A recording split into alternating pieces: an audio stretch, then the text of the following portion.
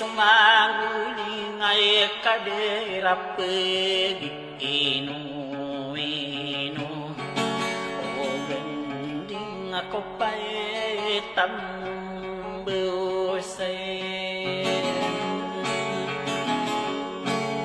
aray nao nakudira kadiliw nakudigin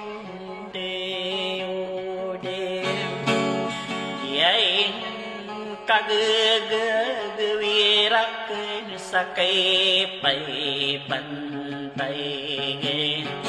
anay ay naw manarak nilong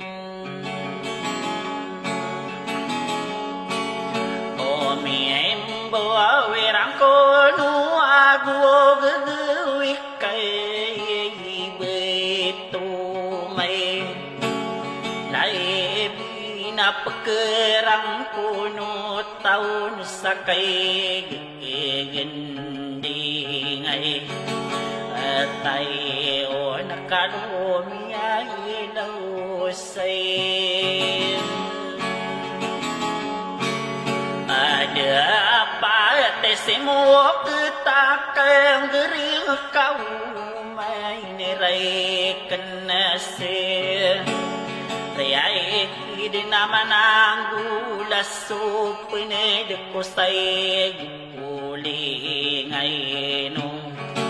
oray no aw ni di tayo so din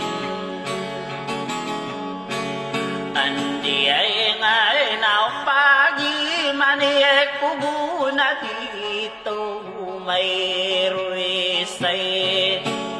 Dahil pa'y tigiyag sa kang garing kabetag nepake Aragi ay kakayag soray Ano ang tayo pupagi malamidir na kayag may pa'y Istayat seorang kuno ko kaulunay no o paingga o kay denon o tayo pa'y raw bedi kalo kalunas kay ribuan ay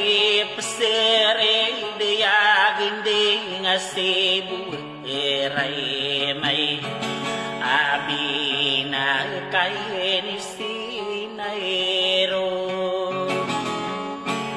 o gandi ay estimo ketakang gering say lego mayro ganding na inowe ni maragay nakasumiron tayo ko o nairay natig tayo bitay oranay na matagat ako balinti na punay gitay kan tayo na pinari silin taon na ugig